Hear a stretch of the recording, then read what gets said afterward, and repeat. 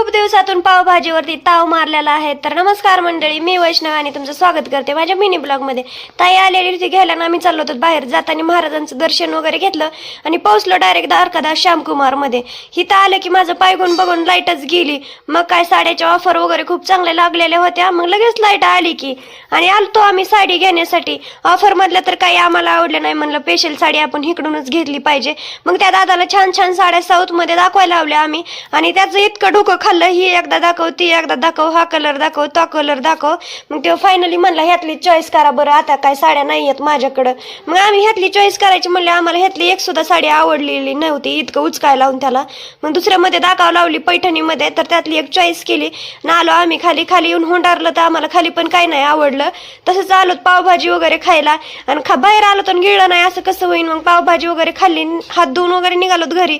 भेटूया next blog मध्ये. Bye bye.